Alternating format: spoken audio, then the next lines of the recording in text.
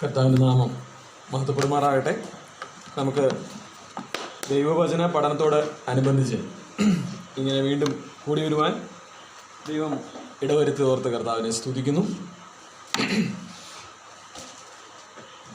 ഞാൻ പ്രാർത്ഥിച്ചപ്പോൾ ഓർത്തതുപോലെ എൻ്റെ പല്ല് വളരെ വിജയകരമായിട്ട് ആ ഡോക്ടർ എടുത്തു കളഞ്ഞു. ഇടർച്ച ഉള്ളതൊക്കെ ചൂഴ്ന്ന് കളയണമെന്നാണല്ലോ. അപ്പോൾ ഏതായാലും അത് സംഭവിച്ചിട്ടുണ്ട്.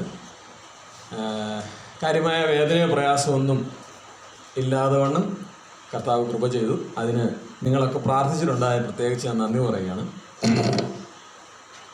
ഇനിയും ഏകദേശം ഒരാഴ്ച, അതായത് അടുത്ത ബുധനാഴ്ച ആയിരിക്കും മിക്കവാറും അതിൻ്റെ സ്റ്റിച്ച് എടുക്കണം. പ്രത്യേകിച്ച് ചെറിയ നീരുണ്ട് ഇപ്പോൾ, എന്നെ കാണുമ്പോൾ അറിയാമല്ലോ. അപ്പോൾ അതൊന്ന് പൂർണ്ണമായും ഭേദമാകാനായിട്ട് എല്ലാവരും പ്രത്യേകം തുടർന്ന് പ്രാർത്ഥിക്കണം എന്ന് ഓർപ്പിക്കുന്നു. നമ്മുടെ വിഷയമൊക്കെ ഇവിടെ പ്രഖ്യാപിക്കപ്പെട്ട് കഴിഞ്ഞു. ഗലാത്യ ലേഖനത്തിൽ നിന്നാണ് നമ്മൾ വരുന്ന ദിവസങ്ങളിൽ ഇന്നു മുതൽ ചില കാര്യങ്ങൾ ചിന്തിക്കാനായിട്ട് ആഗ്രഹിക്കുന്നത്. ഞാൻ കോവിഡിൻ്റെ സമയത്ത് വേറൊരു മാർഗ്ഗം ഇല്ലാതിരുന്നതുകൊണ്ട് ഒരു ക്ലാസ് എടുക്കാനായിട്ട് തയ്യാറായിരുന്നു. അപ്പോൾ ഞാൻ വിചാരിച്ചത് ഇനി ഒരിക്കലും ഇങ്ങനൊരു സാഹചര്യം വരത്തില്ല. കാരണം അതങ്ങനത്തെ ഒരു പ്രത്യേക സിറ്റുവേഷൻ ആണല്ലോ. വേറെ നമുക്ക് കൊള്ളാവുന്ന ആരെയും കിട്ടാനില്ലാത്ത ഒരു സന്ദർഭമായിരുന്നു. എന്നാൽ പിന്നെയും നിർബന്ധം എൻ്റെ മേൽ കിടക്കുന്നു എന്ന് അപ്പോസ്തലൻ പറഞ്ഞ പോലെ എൻ്റെ മേൽ ഇത് വീണ്ടും വന്നിരിക്കുകയാണ്. ഞാൻ പറഞ്ഞതിന് അല്ലെങ്കിൽ ഇത് ഇവിടെ പ്രസ്താവിക്കുന്നതിൻ്റെ ഉദ്ദേശം എന്ന് പറഞ്ഞാൽ നിങ്ങളിത് കാര്യമായിട്ട് പ്രാർത്ഥിക്കണം. എൻ്റെ ബാക്ക്ഗ്രൗണ്ട് നിങ്ങൾക്കറിയാം. ഞാൻ ക്രമീകൃതമായിട്ട് അങ്ങനെ ഒരു സ്ഥലത്തൊന്നും പോയിട്ട് ബൈബിൾ പഠിച്ചിട്ടില്ല. എന്നാൽ കർത്താവ് തരുന്ന കൃപയ്ക്കനുസരിച്ചിട്ട് ഈ വിഷയങ്ങൾ ഈ ദിവസങ്ങളിൽ അവിടുത്തെ ആലോചന പറയാമെന്ന് ഞാൻ വിചാരിക്കുന്നു. അത് എല്ലാവർക്കും പ്രയോജനപ്പെടാനായിട്ട്, നമ്മുടെ ജീവിതത്തിൽ ഒരു മാറ്റം ഉണ്ടാകാനായിട്ട്, അത് സംസാരിക്കുന്ന എനിക്കും കേൾക്കുന്ന നമുക്ക് ഓരോരുത്തർക്കും ഒരു മാറ്റം ഉണ്ടാക്കാൻ ഇടയായെങ്കിൽ ഈ അധ്വാനം വളരെ നല്ലതാവും. അതിന് യാതൊരു സംശയവുമില്ല. ആ പ്രാർത്ഥനയോടുകൂടി നിങ്ങളെല്ലാവരും ഇരിക്കണം. തുടർന്നും എല്ലാ ദിവസവും ഈ വിഷയമോർത്ത് പ്രാർത്ഥിക്കണം എന്ന് ഓർപ്പിക്കണം. ഞാൻ ഇനി അധികം കാര്യങ്ങൾ എന്നെക്കുറിച്ച് പറയേണ്ട ആവശ്യമില്ല.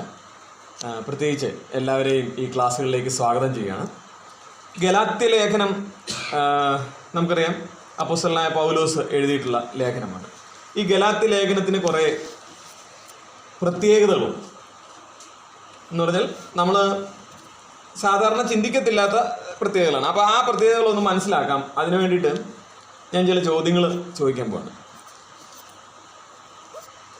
പൗലോസ് എത്ര ലേഖനം എഴുതിയിട്ടുണ്ട്? ഉറപ്പാണോ? ആ, ശരി. 13 ചിലർ പറയും. എബ്രായ ലേഖനം പൗലോസ് എഴുതിയതാണെന്ന് കുഞ്ചായൻ അടിയുറച്ച് വിശ്വസിക്കുന്നു. അതുകൊണ്ട് ഞാൻ ആ 14 എന്നുള്ള വാദം അംഗീകരിക്കുകയാണ്. ഇവിടെ അതിന് അല്ലാത്ത വാദമുള്ളവരും ഒരുപക്ഷെ ഉണ്ടായേക്കാം. അതെന്തുമാകട്ടെ, അപ്പം എബ്രായ ലേഖനം ഉൾപ്പെടെ 14 ലേഖനങ്ങൾ എഴുതിയിട്ടുണ്ട് എന്ന് നമുക്ക് അറിയാം. ഇതിൽ ഏറ്റവും ആദ്യം എഴുതിയ ലേഖനം ഏതാ? കാലക്രമമാണ് ഞാൻ ഉദ്ദേശിക്കുന്നത്. ഏറ്റവും ആദ്യം എഴുതിയ ലേഖനം സാറ് 100% ഉറപ്പിച്ചിരിക്കുകയാണ്. ഓ, വെരി ഗുഡ്. അപ്പോൾ ഇവിടെ ഇതിനു മുമ്പേ പഠിച്ചിട്ടുള്ള ആൾക്കാരുണ്ട് എന്നുള്ള മതി. അപ്പോൾ പൗലോസിന്റെ ആദ്യത്തെ ലേഖനമാണ് ഗലാത്യ ലേഖനം. ആ ആദ്യത്തെ ലേഖനം എന്ന് പറയുമ്പോൾ അതിന് ചില പ്രത്യേകതകളുണ്ട്. അതിനു മുമ്പ് എത്ര ലേഖനങ്ങൾ നമുക്കറിയാം. പൗലോസിൻ്റെതല്ലാത്ത ലേഖനങ്ങളുണ്ട് പുതിയ നിയമത്തിൽ. അപ്പോൾ വേറെ ഏതൊക്കെ ലേഖനങ്ങൾ അതിനു മുമ്പ് എഴുതപ്പെട്ടിട്ടുണ്ടായിരുന്നു? യാക്കോബ്. ഉത്തരം ശരിയാണ്. പിന്നെ ഇപ്പോൾ വന്നവർക്ക് വേണ്ടിയുള്ള ചോദ്യം, പുതിയ നിയമത്തിലെ ഏറ്റവും ആദ്യം എഴുതപ്പെട്ട ലേഖനങ്ങൾ ഏതൊക്കെയാണ് എന്നുള്ളതാണ്. പൗലോസിന്റെ ലേഖനങ്ങൾ 14 എണ്ണം എന്ന് നമ്മൾ പറയുന്നു. അതിൽ ആദ്യത്തേതാണ് ഗലാത്യ ലേഖനം നമ്മൾ പഠിക്കാൻ പോകുന്നത്. എന്നാൽ പുതിയ നിയമത്തിലെ അതിനു മുമ്പുള്ള ആകെയുള്ള ലേഖനങ്ങളിൽ ഇതിനു മുമ്പേ എഴുതപ്പെട്ടിട്ടുള്ളത് ഏതൊക്കെയാണ്?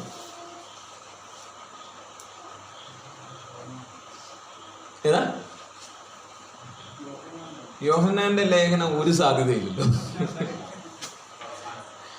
യാക്കോബിന്റെ ലേഖനം ഉത്തരം ശരിയാണ്, മാത്രം അല്ല അത് മാത്രമേ ശരിയായ ഉത്തരവുള്ളൂ. എന്ന് പറഞ്ഞാൽ ഞാൻ പറഞ്ഞതിന്റെ ആശയം ഇതാണ്: പുതിയ നിയമത്തിലെ കാലക്രമം അനുസരിച്ചിട്ടുള്ള രണ്ടാമത്തെ ലേഖനമാണ്. ഇനി രണ്ടാമത്തെ ലേഖനം എന്നുള്ളതിനേക്കാൾ ഉപരി രണ്ടാമത്തെ പുസ്തകമാണ്. സുവിശേഷങ്ങളൊക്കെ ഈ കാലഘട്ടത്തിന് ശേഷമാണ് എഴുതപ്പെട്ടിട്ടുള്ളത്. അപ്പൊ നിങ്ങൾക്ക് ദൈവത്തിന്റെ വചനം ഒരു പുസ്തക രൂപത്തിലോ അല്ലെങ്കിൽ ഒരു എഴുത്ത് രൂപത്തിലോ ഇല്ലാതിരുന്ന ഒരു കാലത്തെക്കുറിച്ച് ചിന്തിക്കാൻ വേണ്ടിയാണ് ഞാനിത് പറഞ്ഞത്.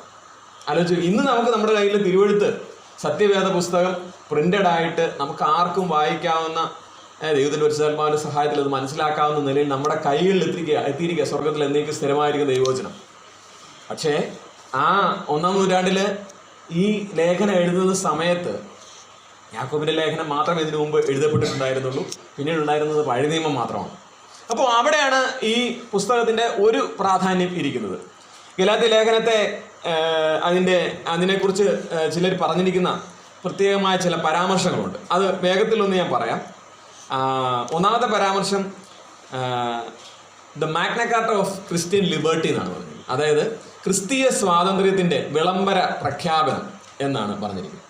നമുക്കറിയാം, കർത്താവായ യേശുക്രിസ്തുവിലൂടെ നമുക്ക് രക്ഷ ലഭിച്ചു എന്നുള്ളത് പിതാവിൻ്റെ വലിയൊരു പദ്ധതിയാണ്. അത് നമുക്കൊക്കെ അനുഭവിക്കാനായിട്ട് കഴിഞ്ഞു. പക്ഷേ ഈ രക്ഷയുടെ ഏറ്റവും വലിയ പ്രത്യേകത എന്ന് പറയുന്നത് അതിനോടൊപ്പമുള്ള സ്വാതന്ത്ര്യമാണ്. എന്ന് പറഞ്ഞാൽ സാക്ഷാൽ നമുക്ക് സ്വതന്ത്രരാകാനായിട്ടുള്ള ഒരു പ്രൊവിഷനാണ് ഈ രക്ഷയിൽ സ്വർഗത്തിലെ ദൈവം വിഭാവനം ചെയ്തിരിക്കുന്നത്.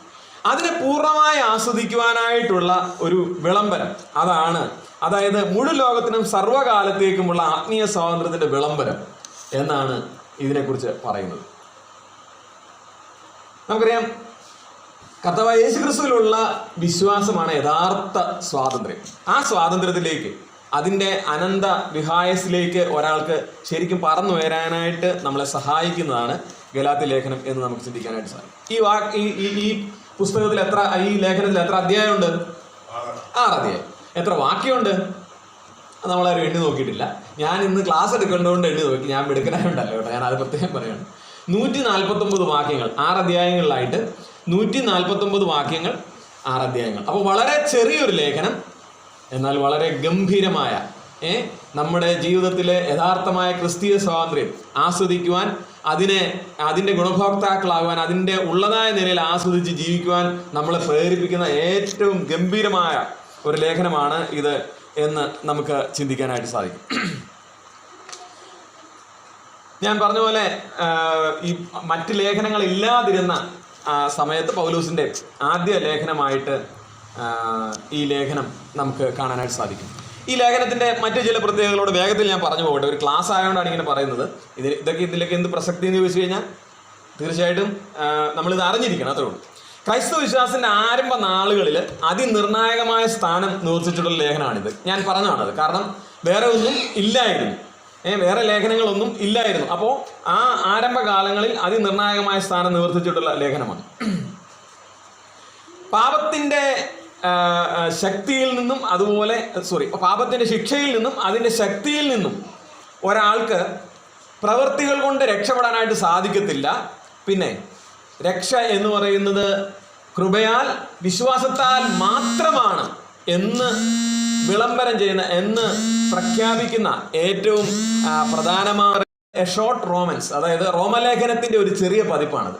റോമലേഖനം കുറച്ചുകൂടെ വിശാലമായ, കുറച്ച് വലുതുമാണ്. എന്നാൽ റോമലേഖനത്തിന്റെ ആദ്യ പതിപ്പ് എന്നുള്ള നിലയിൽ, കാരണം രണ്ടും എഴുതിയിരിക്കുന്നത് ഒരേ അപ്പോസ്തലനാണ്, ക്രിസ്തീയ വിശ്വാസത്തെ സംരക്ഷിക്കുന്നതിനുള്ള കർക്കശവും ആവേശപൂരിതവുമായ ഒരു പരിശ്രമമാണ് ഗലാത്യ ലേഖനം എന്ന് നമുക്ക് ആ നിലയിൽ പറയാനായിട്ട് സാധിക്കും.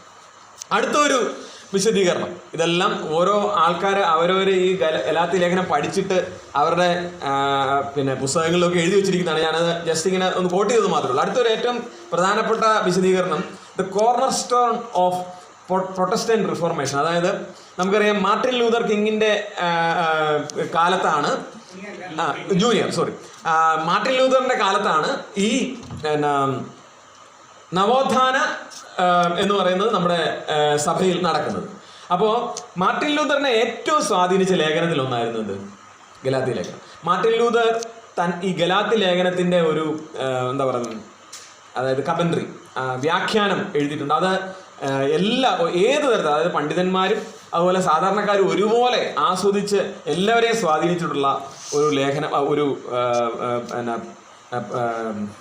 കമൻട്രി വ്യാഖ്യാനമായിരുന്നു മാർട്ടിൻ ലൂതറിൻ്റെ ഗലാത്യ ലേഖന വ്യാഖ്യാനം എന്ന് പറയുന്നത്. അപ്പോൾ ഇതൊക്കെയാണ് പൊതുവായിട്ട്. അപ്പോൾ നമുക്ക് ഈ ലേഖനം, ഇത്രയും ഗംഭീരമായ ഈ ലേഖനം തീർച്ചയായിട്ടും അത് പഠിക്കുന്നതിനും അതിൻ്റെ പാഠങ്ങൾ ഉൾക്കൊണ്ട് നമ്മുടെ ജീവിതം യഥാർത്ഥമായ സ്വാതന്ത്ര്യം ആസ്വദിക്കുന്നതിനും ഇടയാകട്ടെ എന്ന് നമുക്ക് പ്രാർത്ഥനയോടെ വേദിക്കാം. എഴുതിയ കാലഘട്ടം നമ്മുടെ ഓൾറെഡി പറഞ്ഞാണ്, സാറ് പറഞ്ഞാണ് 48-49, ഏകദേശം ആ AD 48-49 ആ കാലഘട്ടത്തിലായിരിക്കാം എഴുതിയത് എന്ന് പറയപ്പെടുന്നു.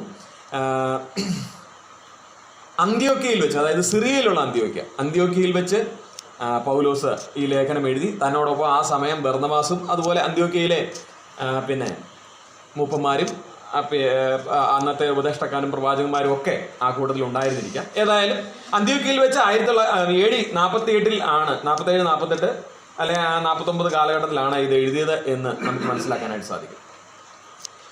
നമുക്കറിയാം ഇത് എഴുതിയിരിക്കുന്ന ആർക്കാണ്? ഗലാത്യർ എന്നാണോ? നമുക്ക് ആ ഗലാത്യ ലേഖനം ഒന്ന് തുറന്നു വെച്ചിട്ട് ഫസ്റ്റ് വാക്യം മാത്രം ഒന്ന് വായിക്കാം. മനുഷ്യരിൽ നിന്നല്ല, മനുഷ്യനാലുമല്ല, യേശുക്രിസ്തുവിനാലും അവനെ മരിച്ചവരുടെ ഇടയിൽ നിന്ന് ഉയർപ്പിച്ച പിതാവായ ദൈവത്താലും അത്രേ അപ്പോസ്തലനായ പൗലോസും കൂടെയുള്ള സകല സഹോദരന്മാരും ഗലാത്യ സഭകൾക്ക് എഴുതും. ഇതൊരു സഭയ്ക്ക് മാത്രം എഴുതിയ കത്തല്ല, ഗലാത്യ സഭകൾക്ക്. ഇതൊരു സർക്കുലർ എപ്പിസിൽ എന്ന് പറഞ്ഞത്, അതായത് അവിടെ കുറേ സഭകളുണ്ട്, അവർക്കെല്ലാവർക്കും ആ ഒരു പൊതുവായ സ്ഥലത്തേക്ക് എഴുതി അയച്ച ഒരു കത്താണ്. അപ്പോൾ ഗലാത്യ സഭകൾക്കാണ് എഴുതുന്നത്. അതുകൊണ്ട് തന്നെ നമുക്ക് ഈ ഗലാത്യ സഭകൾ ഏതാണെന്ന് നോക്കണം. അതിനാദ്യം നമ്മൾ ഗലാത്യ എവിടെയാണെന്ന് കണ്ടുപിടിക്കണം. നിങ്ങൾക്ക് അറിയാമോ ഗലാത്യ എവിടെയാണെന്ന്? ഞാൻ എന്തിനാ ഈ ചോദ്യം ചോദിക്കുന്നറിയാമോ? ഇവിടെ ഇരിക്കുന്ന പലർക്കും അറിയാം എവിടെയാണെന്നൊക്കെ, അല്ലെങ്കിൽ കണ്ടുപിടിക്കാനെങ്കിലും അറിയാം. അവരതൊക്കെ കണ്ടുപിടിക്കണം, മനസ്സിലാക്കണം, അതിന് വേണ്ടിയിട്ടാണ്. ഇനി ആർക്കെങ്കിലും ഇതൊക്കെ എഴുതിയെടുക്കണം താല്പര്യം ഉണ്ടെങ്കിൽ സ്പീഡ് കൂടുതലാണ് പറയണം, ഞാൻ കുറച്ചുകൂടെ സ്ലോ ആക്കാം. എഴുതിയെടുക്കാനായിട്ട് ആ നിലയിൽ ഒന്ന് പറഞ്ഞാൽ മതി. എവിടെയാണ് ഗലാത്യ? വേദപുസ്തകത്തിൻ്റെ പുറകിൽ അതുപോലെ ഇടയ്ക്കൊക്കെ പല പേജുകളുണ്ട് നമ്മൾ ഒരിക്കലും നോക്കാത്തത്, അല്ലേ? അതൊക്കെ ഒന്ന് ഇടയ്ക്ക് മറിച്ച് നോക്കണം. അപ്പോൾ അവിടെ ചില മാപ്പുകളൊക്കെ കാണാനായിട്ട് സാധിക്കും. പൗലോസ് യാത്ര ചെയ്ത 1ാം മിഷണറി യാത്രയുടെയൊക്കെ മാപ്പ് ഒന്ന് എടുത്തു നോക്കി. ഗലാത്യ നമുക്കൊന്ന് കണ്ടുപിടിച്ചിട്ട് വരാം. അപ്പോസ്തലനായ പൗലോസ് യാത്ര ചെയ്ത സ്ഥലങ്ങൾ എന്ന് പറഞ്ഞൊരു മാപ്പ് കണ്ടോ? എൻ്റെ വേദപുസ്തകത്തിൽ അത് ഏറ്റവും അവസാനത്തെ മാപ്പാണ്. നിങ്ങളുടെ പുസ്തകത്തിൽ എങ്ങനെയാണെന്ന് എനിക്കറിയില്ല. അവസാനത്തിന് തൊട്ട് മുമ്പ്. ഓക്കെ, അതിൽ വടക്ക് എന്ന് പറഞ്ഞിട്ട് ഏറ്റവും മേൽഭാഗത്ത് വലത്തുവശത്ത് വടക്ക് കിഴക്കായിട്ട് കാണുന്ന സ്ഥലമാണ് ഗലാത്യ എന്ന് എഴുതിയിരിക്കുന്നത്. അതിൻ്റെ തൊട്ടടുത്ത് കപ്പദോക്യ, ഇക്കോന്യ, ആസിയ, ബിഥുന്യ, പൊന്തോസ് എന്നൊക്കെ കാണാൻ പറ്റും. കണ്ടോ? ഈ പേപ്പറിൽ കണ്ടുകൊണ്ട് മാത്രം കാര്യമില്ല, കുറച്ചുകൂടെ പരിചയപ്പെടുത്താം. നമ്മളിപ്പോൾ ആയിരിക്കുന്ന ഭൂഖണ്ഡം ഏതാണ്? ഏഷ്യ. ഈ ഏഷ്യയുടെ നോർത്ത് വെസ്റ്റ് ആ ഭാഗം പറയുന്നതാണ് ഏഷ്യ മൈനർ. കേട്ടിട്ടുണ്ടല്ലോ ആ വാക്ക്? ഈ ഏഷ്യ മൈനർ എന്ന് പറഞ്ഞാൽ ഇന്നത്തെ രീതിയിൽ പറയാം ടർക്കിയാണ്. അതായത് തുർക്കി എന്ന് പറഞ്ഞ രാജ്യം, അത് അവിടെയൊക്കെയാണ് അതിൽ പെടുന്നത്. ആ രാജ്യത്തിൻ്റെ പ്രധാന ഭാഗങ്ങളാണ് ഈ ഗലാത്യ എന്ന് പറയുന്നത്. ഈ ഗലാത്യർ എങ്ങനെ അവിടെ വന്നു എന്നുള്ളതിന് ചരിത്രം പറയുന്നത് BC 278 ആ കാലത്ത് യൂറോപ്പിൻ്റെ മധ്യപ്രദേശിൽ നിന്ന്, അതായത് ഇപ്പോഴത്തെ ഫ്രാൻസിൽ നിന്ന് ഗോൾ എന്ന് പറയുന്ന ഒരു പ്രത്യേകതരം ആൾക്കാർ, അവരുടെ പേര് തന്നെ ഗോൾ, യൂറോപ്യൻ ഗോൾ എന്നാണ്. അതിൽ നിന്നാണ് ഈ ഗലേഷ്യ എന്ന വാക്കുണ്ടായത്. ആ ആൾക്കാർ അവിടെ ഭയങ്കര ജനപ്പെരുപ്പം ഉണ്ടായപ്പം അവരെന്ത് ചെയ്തു? കൂട്ടത്തോടെ പലായനം ചെയ്തിട്ട് ഈ ഏഷ്യ മൈനറിൽ ടർക്കിയുടെ ഈ പ്രദേശത്ത് വന്ന് കുടിയേറുവാനായിട്ട് ഇടയായിരുന്നു. അവരവിടെ കുടിയേറി അവരുടേതായ ജീവിത രീതിയും പിന്നെ കാര്യങ്ങളൊക്കെ ആയിട്ട് ഇങ്ങനെ മുമ്പോട്ട് പോയി പെറ്റുവരികയും BC 278 ഇത് സംഭവിച്ചത്. അങ്ങനെ അവിടെ ഗലാഷ്യയ്ക്ക് ഒരു രാജാവുണ്ടായി. പക്ഷേ എനിക്ക് തോന്നുന്നു BC 65 തോന്നുന്നു റോമക്കാര് വന്നിട്ട് എന്ത് ചെയ്തു? ഈ സാമ്രാജ്യത്തെ കീഴടക്കി. പിന്നെ അത് ഒരു റോമൻ അധിനിവേശ സ്ഥലമായിട്ട് മാറി. BC 25, അതായത് വർഷങ്ങൾ പിന്നെയും കടന്നു കഴിഞ്ഞപ്പോൾ ഈ റോമൻ സാമ്രാജ്യക്കാർ അല്ലെങ്കിൽ റോമൻ ഭരണകൂടം ഈ ഗലാത്യ എന്ന് പറഞ്ഞ സ്ഥലം അവരുടെ ഒരു പ്രോവിൻസ് ആയിട്ട്, ഒരു പ്രവിശ്യയായിട്ട് മാറ്റി. അങ്ങനെ മാറ്റിയപ്പോൾ അതിന് നമ്മുടെ ഇപ്പോൾ പഞ്ചായത്തിൻ്റെയും അതുപോലെ ഇതിൻ്റെയൊക്കെ പുനർനിർണയം നടത്തുന്ന പോലെ മുനിസിപ്പാലിറ്റി ആക്കണമെന്നുണ്ടെങ്കിൽ കുറേ കൂടെ ജനസംഖ്യ വേണമല്ലോ. അതിന് കുറച്ച് പഞ്ചായത്തുകളുടെയൊക്കെ വാർഡുകളൊക്കെ ഇങ്ങനെ അതിലേക്ക് ചേർത്ത് ആക്കുന്നതെന്ന് പറഞ്ഞ പോലെ ഗലാത്യ പ്രവിശ്യയാക്കാനായിട്ട് എന്ത് ചെയ്തു? കുറേ സ്ഥലങ്ങൾ അതിനോട് ചേർക്കാനിടയായിട്ട് വന്നു. ആ സ്ഥലങ്ങൾ എന്ന് പറയുന്നത് പൊന്തോസ്, ഫ്രുഗ്യ, ലുക്കവോനിയ, പിസിദ്യ മുതലായ പ്രദേശങ്ങളാണ്. ഇതൊക്കെ നമ്മൾ അപ്പോസ്തല പ്രവൃത്തി വായിക്കുന്ന സ്ഥലങ്ങളാണ്. ഈ സ്ഥലങ്ങളോട് ചേർത്തിട്ട് അപ്പം ഇതെല്ലാം കൂടെ കൂടിയപ്പം എന്ന് പറയുന്ന ഗലാത്യ എന്ന് പറയുന്ന ആ ഒരു പ്രവിശ്യ ഉണ്ടാകാനിടയായിട്ട് വന്നു. പൗലോസ് അതുപോലെ ബർന്നബാസും അപ്പോസ്തല പ്രവൃത്തി 13-14 അധ്യായങ്ങൾ വായിക്കുമ്പോൾ നമുക്ക് മനസ്സിലാവും. ഒന്നാം മിഷണറി യാത്രയിൽ അവർ ഈ സ്ഥലങ്ങളിലൂടെ പോയി അവിടെ പിന്നെ ഈ അവിടെ ഒരു അന്ത്യോക്യയുണ്ട്, വേറൊരു അന്ത്യോക്യ സിറിയയിലുണ്ട്. അവിടെ നിന്നാണ് ഈ ലേഖനം എഴുതുന്നത്. അതല്ലാത്ത മറ്റൊരു അന്ത്യോക്യ, ആ അന്ത്യോക്യയ്ക്ക് പറയുന്നത് പിസിദ്യൻ അന്ത്യോക്യ എന്നാണ്. ആ പിസിദ്യൻ അന്ത്യോക്യ, ഇക്കോന്യ, ലുസ്ത്ര, ദർബ ഇങ്ങനെയുള്ള സ്ഥലങ്ങളിലൊക്കെ സുവിശേഷം പ്രസംഗിക്കാനിടയായി തീർന്നു. നിങ്ങൾ ഇതിനോട് പാരലായിട്ട് അപ്പോസ്തല പ്രവൃത്തി 13-14 ആ ഒന്നാം മിഷണറി യാത്രയുടെ വിവരണങ്ങൾ വായിക്കണം തീർച്ചയായിട്ടും. അപ്പോൾ അവിടെയൊക്കെ സ്ഥലസഭകൾ ഉണ്ടാകാനിടയായി തീർന്നു. ഇതാണ് ആക്ച്വലി ഗലാത്യ സഭകൾ എന്ന് പറയുന്നത്. അപ്പോൾ ഇതിനകത്ത് സംബോധന ചെയ്തിരിക്കുന്ന ഗലാത്യ സഭകൾ ആരാണ്? ദർബ, ലുസ്ത്ര, അതുപോലെ ഇക്കോന്യ, അന്ത്യോക്യ ഇവിടെയൊക്കെ പ്രസംഗിച്ച് അപ്പോസ്തലനായ പൗലോസും ബർന്നബാസും അവരൊരുമിച്ച് പറഞ്ഞിട്ട് സുവിശേഷം പറഞ്ഞിട്ട് മുമ്പോട്ട് വന്ന ആളുകൾ, അവരാൽ രൂപം കണ്ട സഭകളാണ് അവിടെ ഉണ്ടായിരുന്നത്. ഈ സഭകൾക്കാണ്, ഇങ്ങനെയുള്ള ഒരു കൂട്ടം സഭകൾക്കാണ് ഈ ലേഖനം എഴുതിയിരിക്കുന്നത്. ഇനി ഞാൻ ഈ ആൾക്കാരെ കുറിച്ച് പറഞ്ഞു. ഇവർ യൂറോപ്പിൽ നിന്ന് കുടിയേറി വന്നവരാണ്, അല്ലെ അവരുടെ പിന്തുടർച്ചക്കാരാണ്. ഇവരുടെ ആ പേര് പറയുമ്പോൾ, ഇത് ബൈബിൾ പറഞ്ഞിരിക്കുന്നല്ലോ കേട്ടോ, അവരുടെ പേര് പറയുമ്പോൾ അല്ലെങ്കിൽ പേര് കേൾക്കുമ്പോൾ തന്നെ അവിടെയുള്ള ആ സമൂഹത്തിന് അല്ലെ അവർക്ക് ചുറ്റുപാടുള്ള ആൾക്കാർക്ക് ഇവരെ കുറിച്ചൊരു പൊതു അഭിപ്രായമുണ്ട്. ഗലാത്യർ എന്ന് പറഞ്ഞു കഴിഞ്ഞാൽ അവരുടെ പേര് കേൾക്കുമ്പോൾ, ആ വാക്ക് കേൾക്കുമ്പോൾ തന്നെ മറ്റുള്ളവരുടെ മനസ്സിൽ നമ്മൾ ചില ആൾക്കാരെ കുറിച്ച് പറയത്തില്ലേ, അതായത് ഏതാ കൊങ്ങാണ്ടൂരോ അല്ല സോറി എന്നാ ചേർത്തലക്കാര് അവർ പറയുമ്പോഴേ നമ്മൾ മന്തിനെ കുറിച്ച് ആലോചിക്കും. അതുപോലെ എന്ന് പറയുന്ന പോലെ ഈ ദേശത്തെക്കുറിച്ച് പറയുമ്പോഴേ ആൾക്കാരുടെ മനസ്സിലേക്ക് വരുന്ന ഒരു പൊതുവികാരം എന്ന് പറയുന്നത് ഇവർ വളരെ എന്നാ പറയുന്നത് വഴുതി പോകുന്നവരാണ്. അതല്ലെങ്കിൽ സസെപ്റ്റബിൾ ടു ചേഞ്ച് എന്ന് പറയും. എന്നാ മാറ്റം വന്നാലും അന്നേരം ചാടി കയറി അങ്ങ് വീഴും. മനസ്സിലായോ? എന്ത് വന്നാലും അപ്പം അങ്ങ് എടുക്കും. ഇതായിരുന്നു ഇവരുടെ ഒരു സ്വഭാവം, ഗലാത്യരുടെ. ഈ സ്വഭാവം ഇവരെ കഠിനമായിട്ട് പിന്നെ ഈ വഴുതി പോകുന്ന ഈ സ്വഭാവം കഠിനമായിട്ട് ഇവരെ വിമർശിക്കുന്നതായിട്ട് നമുക്ക് അതിൻ്റെ 6-ാം വാക്യത്തിൽ കാണുന്നുണ്ട്. സുവിശേഷത്തിൻ്റെ കാര്യത്തിലും ഇവർ രക്ഷിക്കപ്പെട്ടതിന് ശേഷം പിന്നെ എന്ത് സംഭവിച്ചു? വേറൊരു സുവിശേഷത്തിലേക്ക് എത്രയും പെട്ടെന്ന് വഴുതി പോകും. നമുക്ക് മാറ്റങ്ങൾ അംഗീകരിക്കുന്നതിൽ കുഴപ്പമൊന്നുമില്ല, അല്ലേ? മാറ്റങ്ങൾക്കനുസരിച്ച് നമ്മൾ മാറണമെന്നൊക്കെയാണ് നമ്മൾ പഠിപ്പിക്കുന്നതൊക്കെ. പക്ഷേ ചില പ്രധാന വിഷയങ്ങളിൽ മാറ്റം ആവശ്യമില്ല, അല്ലെങ്കിൽ മാറാത്തതായ ചില വിഷയങ്ങളുണ്ട്. അതിനെ നമ്മൾ മാറ്റത്തിൻ്റെ ഭാഗമായിട്ട് എടുക്കാനായിട്ട് പാടില്ല. പ്രത്യേകിച്ച് പറഞ്ഞാൽ നമ്മുടെ ആത്മീയ വിഷയങ്ങൾ, അല്ലെങ്കിൽ നമ്മുടെ ഉപദേശ വിഷയങ്ങൾ, നമ്മുടെ ഏറ്റവും അതിപ്രധാനമായ ക്രിസ്ത്യ ജീവിതത്തിൻ്റെ ആ കോർണർ സ്റ്റോൺ മൂലക്കല്ലായിരിക്കുന്ന ഈ വിഷയങ്ങൾ ഒരു കാരണവശാലും മാറ്റാനായിട്ട് പാടില്ല. ഇവരുടെ ഏറ്റവും പ്രധാനപ്പെട്ട രക്ഷയോടുള്ള ബന്ധത്തിൽ വളരെ ശരിയാണ് സാർ പറഞ്ഞത്. അപ്പോൾ ഇങ്ങനത്തെ അടിസ്ഥാന വിഷയങ്ങൾ മാറിപ്പോയാൽ മൊത്തം തകിടം പറയും. അപ്പോൾ നമ്മൾ പുരോഗമന കാലത്ത് അയ്യോ മാറ്റം വേണ്ടെന്നൊക്കെ പറയുന്നത് ഭയങ്കര മൂരാച്ചിത്തരമല്ലേ എന്നൊക്കെ ചോദിച്ചാൽ അത് ഏത് കാര്യത്തിലാണ്? നമ്മുടെ സാമൂഹിക വ്യവസ്ഥയ്ക്കും നമ്മുടെ ജീവിത രീതിക്കും അങ്ങനത്തെ കാര്യങ്ങൾക്കൊക്കെ കുറച്ച് മാറ്റമൊക്കെ ആയിക്കോട്ടെ, കുഴപ്പമൊന്നുമില്ല. അപ്പം നമ്മൾ പിന്നെ 19-ാം നൂറ്റാണ്ടിലെ ജീവിത രീതി കൊണ്ട് ഇപ്പോൾ ജീവിക്കാൻ പറ്റുമോ? പറ്റത്തില്ല. അതല്ല വിഷയം. എന്നാൽ നമുക്ക് അടിസ്ഥാനപരമായിട്ട് ഇപ്പോൾ സാറ് പറഞ്ഞ പോലെ നമ്മുടെ ആത്മീയ വിഷയത്തിൽ, പ്രത്യേകിച്ച് രക്ഷ, അതുപോലെ നമ്മുടെ ക്രിസ്ത്യ ജീവിതത്തിൻ്റെ ഭദ്രത, ഇങ്ങനത്തെ കാര്യങ്ങളിൽ നമ്മൾ വിശ്വസിച്ചിരിക്കുന്ന, പ്രത്യേകിച്ച് തിരുവെടുത്ത് പറയുന്ന കാര്യങ്ങൾക്ക് യാതൊരു തരത്തിലുള്ള മാറ്റവും പാടില്ല. കാരണം ഇത് ഞാൻ തുടക്കത്തിൽ ഓർപ്പിച്ച പോലെ സ്വർഗത്തിൽ എന്നേക്കും സ്ഥിരമായിരിക്കുന്ന വിഷയമാണ്. അപ്പോൾ ആത്മീയ വിഷയത്തിലും അവരെന്ത് ചെയ്തു? ഈ സ്വഭാവം കാണിച്ചു. അതായത് ഇവിടുത്തെ പറ്റി ഏറ്റവും വലിയ അബദ്ധം എന്ന് പറയുന്നത് ഇവർക്കുണ്ടായ അപകടം എന്ന് പറയുന്നതാണ്. നമുക്കും ഈ അപകടം ഉണ്ടായേക്കാം. അതാണ് ഈ ഗലാത്യ ലേഖനം പഠിക്കേണ്ടതിൻ്റെ ആവശ്യകത. ഞാൻ പറഞ്ഞ പോയിന്റ് മനസ്സിലായി. നമുക്കും ഈ അപകടം ഉണ്ടായേക്കാം. നമ്മളും ഈ പറഞ്ഞ പോലെ വഴുതി പോകാവുന്നതിൻ്റെ ഏറ്റവും വലിയൊരു സാഹചര്യത്തിൽ, ഒരു സാധ്യതയിലാണ് നിൽക്കുന്നത്. കർത്താവ് നമ്മളെ സഹായിക്കട്ടെ, അങ്ങനെ ഒരിക്കലും സംഭവിക്കാതിരിക്കട്ടെ. 5-ാം അധ്യായത്തിന് 1-ാം വാക്യം, നമ്മുടെ ഈ ലേഖനത്തിൻ്റെ താക്കോൽ വാക്യം അതാണ്. ആ വാക്യം ഒന്ന് വായിച്ചിട്ട് നമുക്ക് മുമ്പോട്ട് പോകാം. ഒരു പ്രാവശ്യം ഒന്ന് വായിക്കണമല്ലോ ഇന്നത്തെ ദിവസം. സ്വാതന്ത്ര്യത്തിനായിട്ട് ക്രിസ്തു നമ്മളെ സ്വതന്ത്രരാക്കി, ആകയാൽ അതിൽ ഉറച്ചു നിൽപ്പിൻ.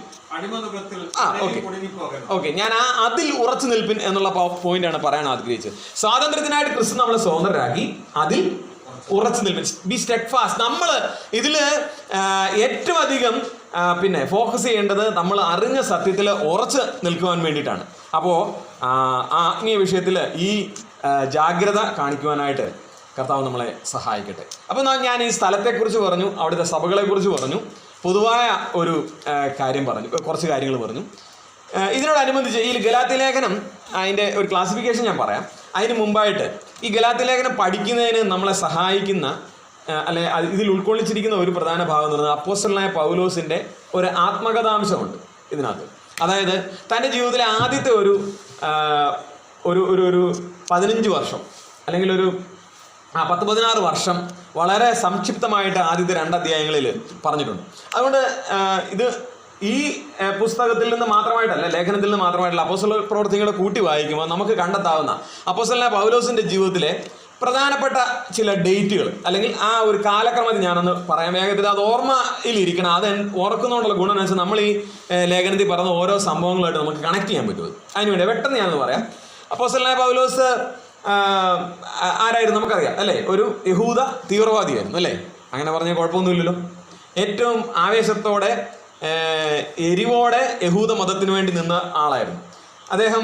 AD 34 ആണ് നമ്മൾ കാലക്കണക്കെടുത്ത് നോക്കിയാൽ സഭയെ പീഡിപ്പിക്കാനായിട്ട് അധികാരപത്രം വാങ്ങി ആ ഒരു രീതിയിൽ മുമ്പോട്ട് പോവുകയായിരുന്നു. എന്നാൽ AD 34 എന്ത് ചെയ്തു? കർത്താവിനാൽ പിടിക്കപ്പെട്ടു. അപ്പോൾ ആ കാര്യമൊക്കെ ഈ ഗലാത്യ ലേഖനത്തിൽ പറയുന്നുണ്ട്. 1-ാം അധ്യായത്തിന്റെ 15-ാം വാക്യത്തിലേക്ക് വരുമ്പോൾ എങ്കിലും എന്റെ ജനനം മുതൽ എന്നെ വേർതിരിച്ച് തന്റെ കൃപയാൽ വിളിച്ചിരിക്കുന്ന ദൈവം. മതി ആ പ്രയോഗം. അതായത് ദൈവം എന്നെ വിളിച്ചു, എന്നെ പിടിച്ചു അല്ലെ? ജനനം മുതൽ എന്നെ വേർതിരിച്ചു തക്ക സമയത്ത് എന്നെ പിടിച്ചത് എപ്പോഴാണ്? AD 34 ശൗല് മാനസാന്തരപ്പെടുന്നു. ദമസ്കോസിനേക്കുള്ള വഴിയിൽ അപ്പോസ്തല പ്രവൃത്തി 9-ാം അധ്യായത്തിൽ നമുക്ക് അതേ കാര്യങ്ങൾ കാണാനായിട്ട് സാധിക്കും. അപ്പോൾ ഈ 34 കഴിഞ്ഞിട്ട് ഉടനെ എന്നാ സംഭവിച്ചത്? അറിയാമല്ലോ, നമുക്ക് ചരിത്രം അറിയാമല്ലോ. ഞാനതൊന്ന് വെറുതെ കാലക്രമത്തിൽ ഒന്ന് പെട്ടെന്ന് പറഞ്ഞ് അതൊന്ന് കണക്ട് ചെയ്യുന്നു മാത്രമേ ഉള്ളൂ. 34 കഴിഞ്ഞിട്ട് എന്താ സംഭവിച്ചത്? ശൗല് മാനസാന്തരപ്പെട്ടിട്ട് ഉടനെ എന്താ സംഭവിച്ചത്? Very correct. അറബിയിലേക്ക് എത്ര വർഷം ഉണ്ടായിരുന്നു? 3 വർഷം. അപ്പം 34 3 37 അറബിയിലും ദമാസ്കസിലുമായിട്ട് 3 വർഷം പ്രസംഗിച്ചു. ഇതിൻ്റെ 1-ാം അധ്യായം 17-ാം വാക്യത്തിൽ നമുക്കുണ്ട് ആ കാര്യം. അതുപോലെ അപ്പോസ്തല പ്രവൃത്തി 9-ാം അധ്യായത്തിൻ്റെ 19 മുതൽ 22 വരെയുള്ള വാക്യങ്ങളിൽ ഈ ഭാഗം പറയുന്നുണ്ട്. ഇങ്ങനെ അപ്പോൾ AD 34 നിന്ന് 37 പരിവർത്തനത്തിന് 3 വർഷത്തിന് ശേഷം എന്താ സംഭവിച്ചത്? നിങ്ങൾക്കറിയാവുന്ന കാര്യമാണ്, ഞാനൊന്ന് ഓർപ്പിക്കാൻ വേണ്ടി ചോദിക്കുന്നുള്ളൂ. യെരുശലേമിലേക്ക് മടങ്ങി വന്നു അല്ലേ? യെരുശലേമിലേക്ക് ശൗല് മടങ്ങി വന്നു. ശൗൽ യെരുശലേം സന്ദർശിച്ചു. അപ്പോൾ അവിടെ ആരെയൊക്കെയായിരുന്നു കണ്ടത്? പത്രോസിനെയും യാക്കോബിനെയാണ് കണ്ടത്. അതിനുശേഷം AD 37 അത് 37 മുതൽ അടുത്ത ഒരു 10 വർഷം ശൗൽ എവിടെയായിരുന്നു അറിയാം? യഹൂദ്യ എന്ന് നമുക്ക് പൊതുവായിട്ട് പറയാം. അതായത് തർസോസിലായിരുന്നു. 10 വർഷം യഹൂദ്യയിൽ, അതായത് സിറിയ, കിലിക്കിയ എന്നുള്ള ആ സ്ഥലങ്ങളിൽ മൊത്തത്തിൽ യഹൂദ്യയിൽ താൻ പ്രസംഗിക്കുകയായിരുന്നു. അപ്പോൾ 34 ഇപ്പോൾ 13-14 വർഷമായി. ഈ തൻ്റെ പരിവർത്തനത്തിന് ഏകദേശം 14 വർഷത്തിന് ശേഷമാണ് വീണ്ടും ശൗൽ എന്ത് ചെയ്യുന്നത്? യെരുശലേം സന്ദർശിക്കുന്നത്. ഇതിൻ്റെ 2-ാം അധ്യായത്തിൻ്റെ 1-ാം വാക്യത്തിൽ അത് എഴുതുന്നുണ്ട്. 14 ആണ്ട് കഴിഞ്ഞിട്ട് ഞാൻ ബർന്നബാസുമായും തീത്തോസിനെയും കൂട്ടിക്കൊണ്ട് വീണ്ടും യെരുശലേമിലേക്ക് പോയി. മനസ്സിലായോ? അങ്ങനെ പൗലോസ് വീണ്ടും ഒരു 14 വർഷം, അതായത് രക്ഷിക്കപ്പെട്ടത് മുതൽ 14 വർഷം കഴിഞ്ഞിട്ട് യെരുശലേമിൽ സന്ദർശിച്ചു. അതിൻ്റെ പിന്നാലെയാണ് എന്ത് സംഭവിക്കുന്നത്? പൗലോസിൻ്റെ ജീവിതത്തിലെ ഏറ്റവും ശ്രദ്ധേയമായ യാത്ര, അല്ലെങ്കിൽ ഏറ്റവും ശ്രദ്ധേയമായ 1-ാമത്തെ യാത്ര, 1-ാം മിഷണറി യാത്ര. അത് AD 47-48 പൗലോസിന് കൂടുതൽ ആരാ ഉണ്ടായിരുന്നേ? നമുക്കറിയാവുന്നില്ല ഇതൊക്കെ. ബർന്നബാസ്, അവരെയാണല്ലോ സഭ പ്രത്യേകിച്ച് പ്രാർത്ഥനയോടെ അയക്കുന്നത്. അങ്ങനെ 1-ാം മിഷണറി യാത്രയിൽ ഈ ഗലാത്യ ഉൾപ്പെടെ ജാതികളുടെ ഇടയിൽ പോവാനായിട്ട് അവിടെ എല്ലാം സഭകൾ സ്ഥാപിക്കുവാനായിട്ട് ഇടയായി തീർന്നു. AD 48 വീണ്ടും പൗലോസ് എവിടേക്ക് വന്നു? അന്ത്യോക്യയിലേക്ക് വന്നു. അന്ത്യോക്യ എന്ന് പറഞ്ഞാൽ ഇപ്പോൾ ഈ ഞാൻ പറഞ്ഞ പുസ്തകം എഴുതിയ അല്ലെ ലേഖനം എഴുതിയ സിറിയയിലെ അന്ത്യോക്യയിലേക്ക് വന്നു. അവിടെ ആര് വന്നു? അവിടെ പത്രോസ് വരുവാനിടയായി തീർന്നു. ആ സന്ദർശനത്തെക്കുറിച്ച് ഈ അധ്യായത്തിൽ എഴുതിയിട്ടുണ്ട്. 11-ാം വാക്യം വായിച്ച് 2-ന്റെ. എന്നാൽ കേഫാവ് കണ്ടോ? അവനൊരു കുറ്റം കാണുകയാൽ ഞാൻ അഭിമുഖമായി അവനോട് എതിർത്തു. യാക്കോബിന്റെ അടുക്കൽ നിന്ന് ചിലർ വരും മുമ്പേ അവൻ ജാതികളോടുകൂടെ തിന്നുപോകും. അവർ വന്നപ്പോഴോ അവൻ പരിച്ഛേദനക്കാരെ ഭയപ്പെട്ട് പിൻവാങ്ങി പിരിഞ്ഞു നിന്നു. ഇത് ആരാ ചെയ്തത് എന്ന് പറഞ്ഞാൽ കർത്താവ് നേരിട്ട് വിളിച്ച് ഈ കാര്യങ്ങൾ എൻ്റെ ആട്ടിൻകൂട്ടത്തെ മേയിക്കണമെന്ന് പരമേൽപ്പിച്ച പത്രോസിന്റെ ജീവിതത്തിൽ സംഭവിച്ച കാര്യമാണ് പറഞ്ഞത്. നമ്മൾ വിചാരിക്കുന്ന ഒരു കാര്യം വേറൊരു സുവിശേഷത്തിലേക്ക് വഴുതി പോവുക, ഇതൊക്കെ എന്ന് പറഞ്ഞാൽ നമുക്കൊന്നും ഈ പ്രശ്നമൊന്നും വരത്തില്ല എന്നൊരു ഒരു ഓവർ കോൺഫിഡൻസ്, അമിത ആത്മവിശ്വാസം ഒരുപക്ഷെ നമ്മളെ ഭരിച്ചേക്കാം. ഞാൻ പറയട്ടെ, വളരെ ഗൗരവതരമായിട്ട് നമ്മൾ കണക്കാക്കേണ്ട ഒരു വിഷയമാണിത്. പത്രോസിന് ആ ഒരു ഡബിൾ സ്റ്റാൻഡ് എടുക്കുന്ന ഒരു സിറ്റുവേഷൻ അദ്ദേഹത്തിൻ്റെ ജീവിതത്തിലുണ്ടായെങ്കിൽ പാവപ്പെട്ടവരായ എൻ്റെയും നമ്മളെ ഓരോരുത്തരുടെയും ജീവിതത്തിൽ എന്തായിരിക്കും അവസ്ഥ എന്ന് ആലോചിച്ച് നോക്കുക. ഞാൻ ഭയപ്പെടുത്താൻ വേണ്ടി പറഞ്ഞല്ല, നമ്മൾ ജാഗ്രതയുള്ളവരായിരിക്കാൻ വേണ്ടി പറഞ്ഞെന്ന് മാത്രമേ ഉള്ളൂ. അപ്പോൾ 48 പത്രോസുമായിട്ട് ഒരു കൺഫ്രണ്ടേഷൻ, അതായത് ഒരു ഉടക്ക് അല്ലെ ഒരു എതിർപ്പ് ഉണ്ടാവുകയാണ്. അതിനുശേഷം AD 49 എന്ന് നമുക്ക് വിചാരിക്കാം, അല്ലെ 48, 49 ഈ കാലഘട്ടത്തിൽ ഈ ഗലാത്യ ലേഖനം എഴുതി. ഞാൻ ഈ ഗലാത്യ ലേഖനം എഴുതിയതിൻ്റെ പർപ്പസ് എന്നാന്ന് പറയാൻ വേണ്ടിയിട്ടാണ് ഇതെല്ലാം പറഞ്ഞത്. അപ്പോൾ അതിന് ഈ ക്രോണോളജി ആയിട്ട് ഈ ചരിത്ര രേഖയായിട്ട് നല്ല ബന്ധമുണ്ട്. ഇനി 49 അതിൻ്റെ ശേഷം പിന്നീട് നടക്കുന്നത് നമുക്കറിയാം. അപ്പോസ്തലപ്രവൃത്തി 15-ാം അധ്യായത്തിൽ ഉള്ള യെരുശലേം കൗൺസിലാണ്. അതായത് വളരെ പ്രശസ്തമായ യെരുശലേം കൗൺസിൽ. അതിൻ്റെ പിന്നാലെ പൗലോസ് 49-51, അതായത് അടുത്ത 2 വർഷം 2-ാം മിഷണറി യാത്രയ്ക്കായിട്ട് പുറപ്പെടുകയും ഈ ഗലാത്യ സഭകൾ സന്ദർശിക്കുകയൊക്കെ ചെയ്തു. 3-ാം മിഷണറി യാത്രയിലും അത് AD 52-57 കാലഘട്ടത്തിലാണെന്ന് പറയപ്പെടുന്നു. ആ സമയത്തും ഈ സഭകൾ സന്ദർശിച്ചിട്ടുണ്ട്. അപ്പോൾ അതിൻ്റെ അവസാനത്തെ 2 ചരിത്രമൊന്നും ഇവിടെ പറഞ്ഞിട്ടില്ല, ഗലാത്യയിൽ പറഞ്ഞിട്ടില്ല. നമുക്ക് ആവശ്യം അല്ലെ നമ്മൾ എടുക്കാൻ പോകുന്ന ആദ്യത്തെ 15 വർഷത്തെ, അതായത് AD 34 മുതൽ 49 വരെയുള്ള പൗലോസിൻ്റെ ജീവിതത്തിലെ ചില പ്രത്യേക ആത്മകഥാംശമായ കാര്യങ്ങൾ താൻ വളരെ വികാരഭരിതമായിട്ട് ഇത് അവതരിപ്പിച്ചിട്ടുണ്ട്. അതിനുവേണ്ടി മാത്രം ഞാൻ ഈ കാലക്രമം നിങ്ങളെ ഒന്ന് പരിചയപ്പെടുത്തിയെന്ന് മാത്രമേ ഉള്ളൂ. അപ്പോൾ എന്താണ് ഈ ലേഖനത്തിൻ്റെ പ്രാധാന്യം, അല്ലെങ്കിൽ ഇത് എഴുതാനുള്ള പർപ്പസ്, ഇതിൻ്റെ ഉദ്ദേശം എന്താണ്? നമുക്കൊരു ചുമ്മാ ഒരു രസം ഒന്നുമില്ലായിരുന്നു, ഒരു പരിപാടി ഇല്ലായിരുന്നപ്പോൾ എന്നാൽ പിന്നെ ഒരു ലേഖനം എഴുതിയേക്കാം, അങ്ങനെ പൗലോസ് എഴുതുകയാണോ ഇത്? ഒരിക്കലും അല്ല. ദൈവത്തിൻ്റെ ആത്മാവ് ആണ് ഇതിന് പിന്നിൽ പ്രവർത്തിച്ചിരിക്കുന്നത്. പക്ഷേ എന്നാൽ മാനുഷികമായി ചിന്തിച്ചാൽ ഈ ലേഖനം പ്രത്യേക, അതും പിന്നെ വളരെ കോമ്പാക്റ്റ്, അതായത് വളരെ എന്താ പറയുന്നത്, ചുരുക്കി ആശയ ഗംഭീരമായിട്ട് ഇങ്ങനെ ഒരു ലേഖനം എഴുതി ഈ സഭകൾക്ക് കൊടുക്കാനായിട്ട് പ്രത്യേകമായ എന്തെങ്കിലും കാര്യങ്ങളുണ്ടോ? പരിശോധിക്കാം. നമുക്കറിയാം, ഞാൻ ഈ സ്ഥലത്തെക്കുറിച്ച് പറഞ്ഞു, അവിടുത്തെ ആൾക്കാരെക്കുറിച്ച് പറഞ്ഞു, അവരുടെ സ്വഭാവം പൊതുവായിട്ടുള്ളത് വഴുതി പോകാവുന്ന അല്ലെ മാറ്റങ്ങളെ ഇങ്ങനെ ഇങ്ങോട്ട് പോരെ എന്നും പറഞ്ഞ് ആശ്ലേഷിക്കുന്ന ഒരു സ്വഭാവമായിരുന്നു അവർക്കുള്ളതെന്ന് പറഞ്ഞു.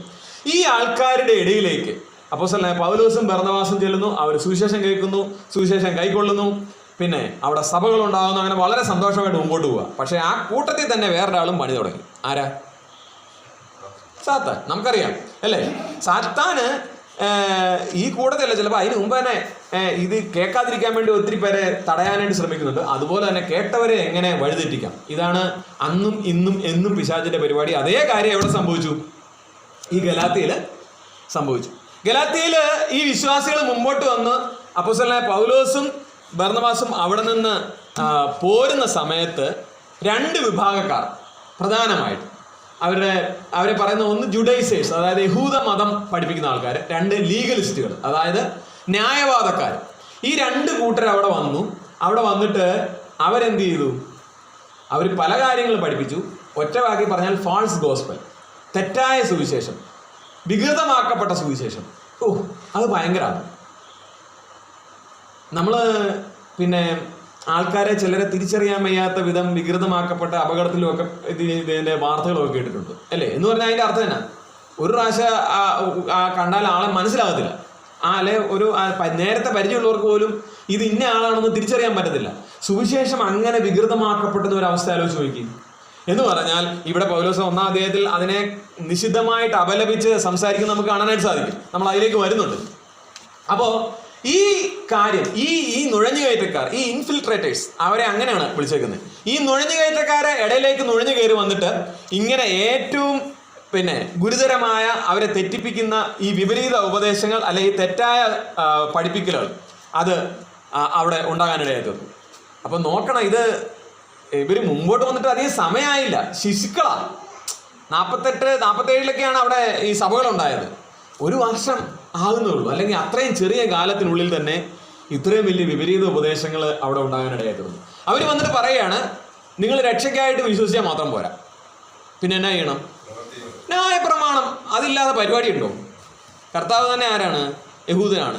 ന്യായപ്രമാണം നിവർത്തിച്ചിരിക്കുകയാണ്. അതുകൊണ്ട് ന്യായപ്രമാണം നമ്മൾ അനുസരിക്കണം, എന്നാലേ രക്ഷ എന്ന് പറയുന്നത് പൂർണ്ണമായ തോതിൽ നമുക്ക് ആസ്വദിക്കാനുണ്ട്. അല്ലാതെ വിശ്വസിച്ചു എന്ന് പറഞ്ഞിട്ടൊന്നും കാര്യമില്ല. ന്യായപ്രമാണം കൂടെ അതിൻ്റെ കർമ്മ പദ്ധതികളിൽ നമ്മൾ ഭാഗമാകണം. മറ്റൊരു കൂട്ടർ ന്യായവാദികൾ. അവർ പറയാണ് സത്കർമ്മങ്ങൾ ചെയ്യണം അലസത കൂടാതെ. അങ്ങനെയാണേലേ നമുക്ക് മുമ്പോട്ട് പോകാനായിട്ട് പറ്റുള്ളൂ. കേവലം വിശ്വാസം കൊണ്ട് മാത്രം ഒരാൾക്ക് രക്ഷിക്കപ്പെടാനായിട്ട് പറ്റത്തില്ല. രക്ഷ പൂർണ്ണമാകണമെങ്കിൽ പ്രവൃത്തിയും കൂടെ ഉണ്ടായേ പറ്റുള്ളൂ. ഒരുപാട് ആൾക്കാർ പറയുന്നു യഹൂദ മതത്തിലെ ആചാരങ്ങളെല്ലാം ആചരിക്കണം.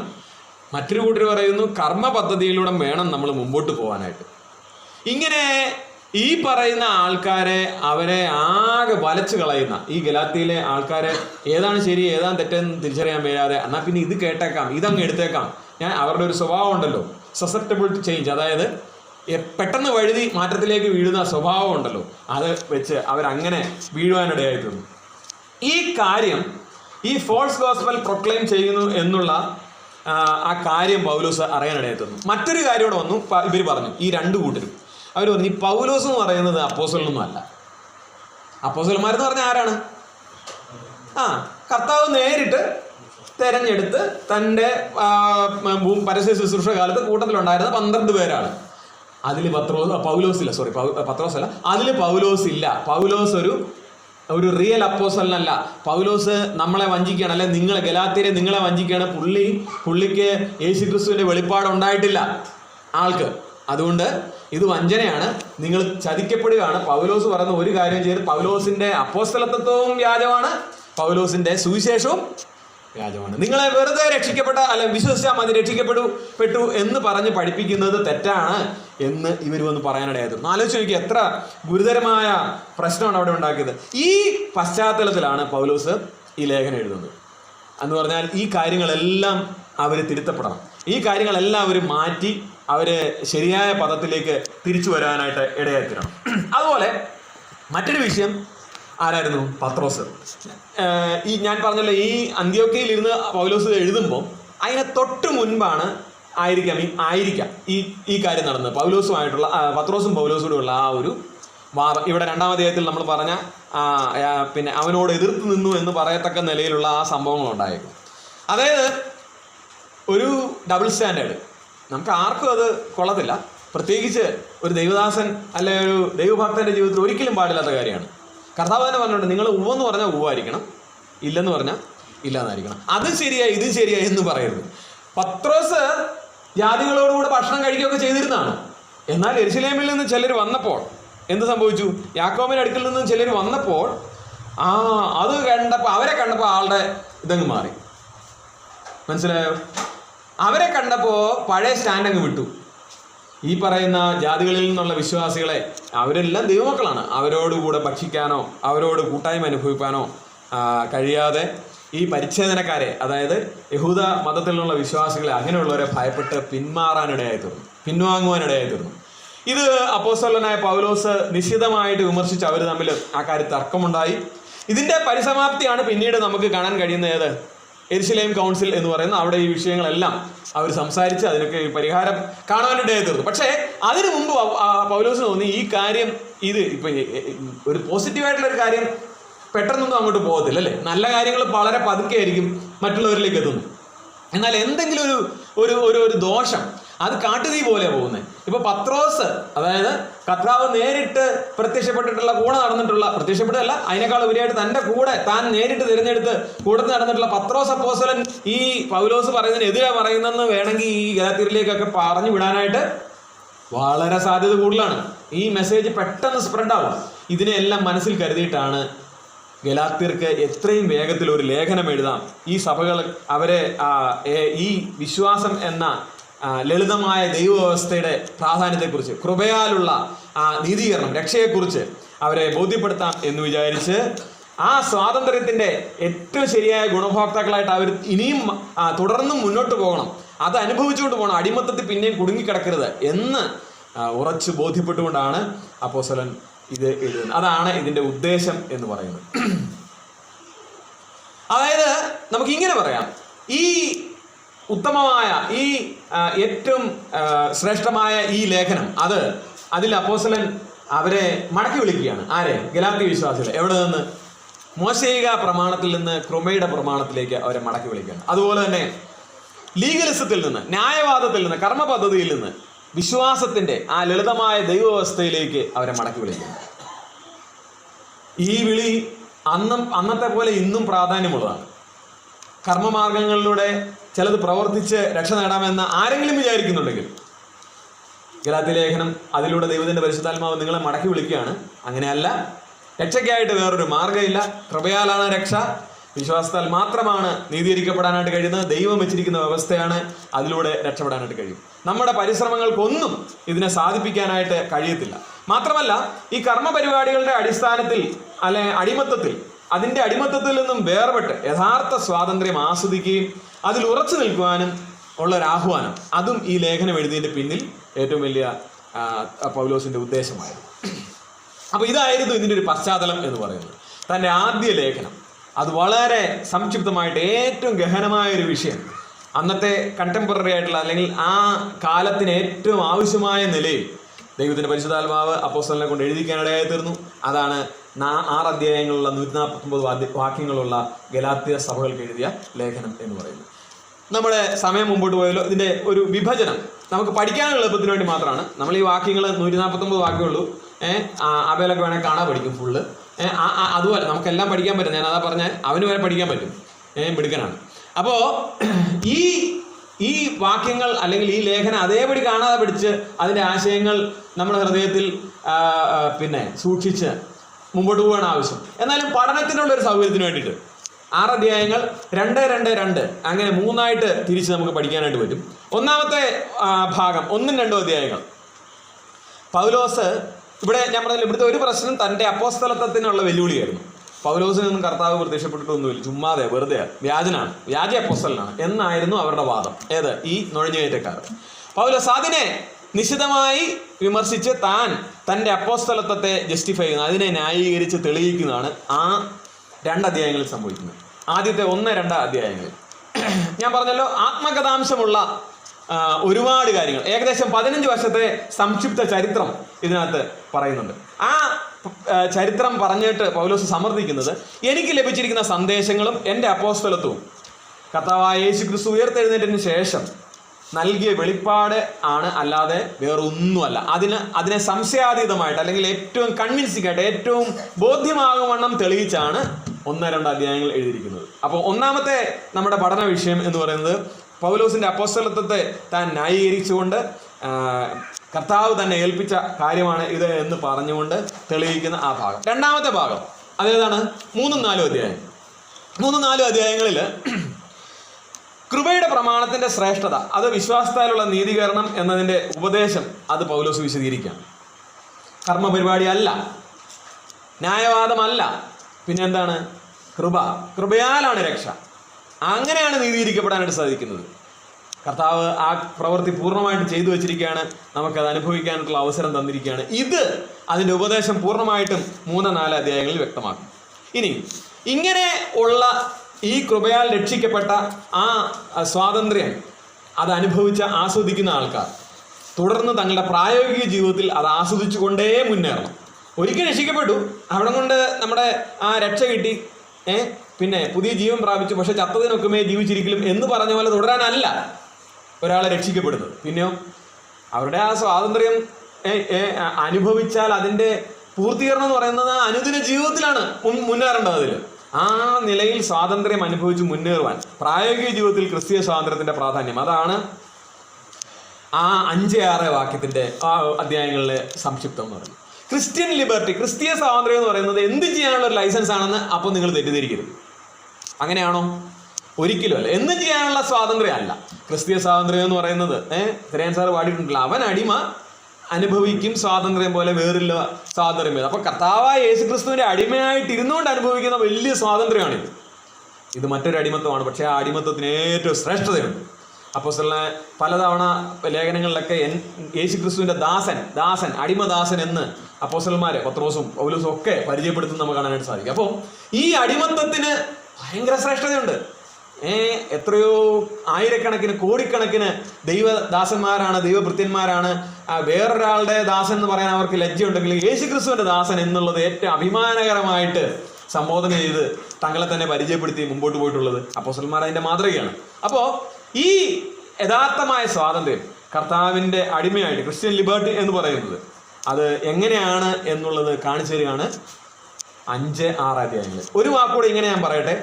ഈ ക്രിസ്തീയ സ്വാതന്ത്ര്യം എന്ന് പറയുന്നത് മുമ്പ് ഞാൻ പറഞ്ഞല്ലോ, എന്തും ചെയ്യാനായിട്ടോ എങ്ങനെയും ജീവിക്കാനായിട്ടുള്ള ലൈസൻസ് അല്ല, മറിച്ച് ഇറ്റ് ഈസ് എ ഫ്രീഡം.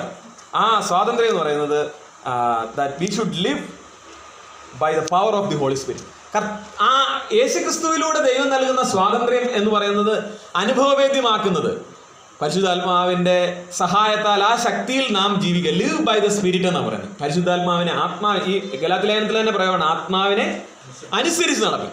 അപ്പോൾ അതാണ് ശരിക്കും സ്വാതന്ത്ര്യം എന്ന് പറയുന്നത്. അതാണ് യഥാർത്ഥ സ്വാതന്ത്ര്യം എന്ന് പറയുന്നത്.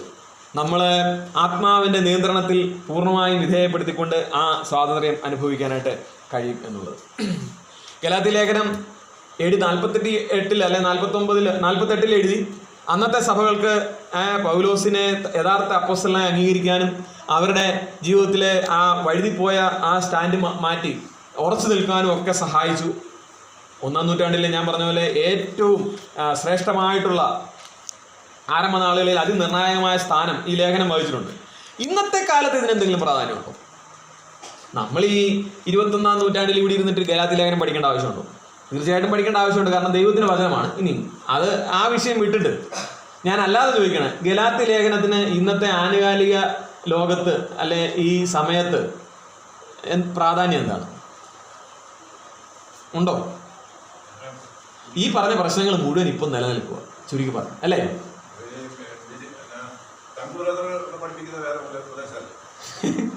വേറെ സുവിശേഷമാണ്, കറക്റ്റാണ്.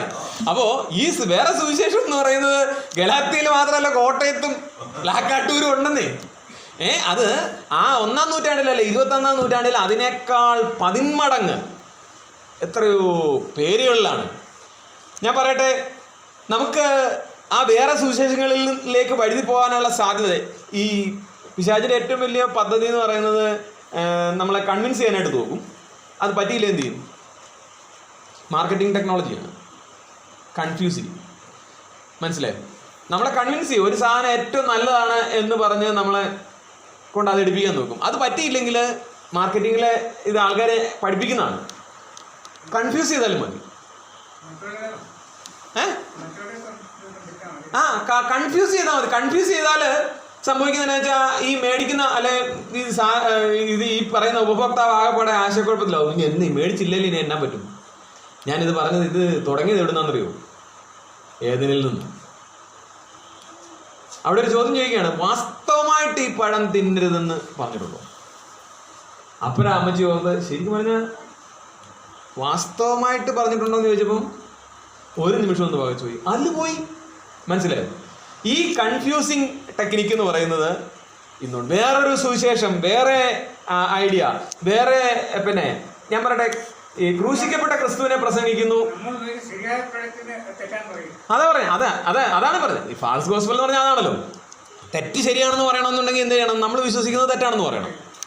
നാച്ചുറലി അതങ്ങനെ പറ്റത്തുള്ളൂ. ഈ പറയുന്ന വേറൊരു സുവിശേഷം, ക്രൂശിക്കപ്പെട്ട ക്രിസ്തുവിനെ പ്രസംഗിക്കുന്നത് അപ്പോസ്തലൻ പ്രഖ്യാപിക്കുമ്പോൾ ക്രൂശിക്കപ്പെട്ട ക്രിസ്തു ഇവിടെ നമുക്ക് ആവശ്യമേ ഇല്ല. നമുക്ക് ആവശ്യമുള്ളത് ഏത് ക്രിസ്തുവാണ്? നമുക്ക് സമൃദ്ധി നൽകുന്ന, വീട് തരുന്ന, നമുക്ക് ജോലി തരുന്ന, നമ്മുടെ കടഭാരം മാറ്റുന്ന ക്രിസ്തു, അല്ലെങ്കിൽ നമുക്ക് രോഗസൗഖ്യം നൽകുന്ന ക്രിസ്തു, പ്രശ്നങ്ങളുടെ മേൽ അധികാരമുള്ള ക്രിസ്തു, നമ്മളെ വിനോദ സമ്പന്നനാക്കുന്ന ക്രിസ്തു, പൂജിക്കപ്പെട്ട ക്രിസ്തുവിനെ ആർക്ക് വേണം? ഇതാ വേറൊരു സുവിശേഷം എന്ന് പറയുന്നത്.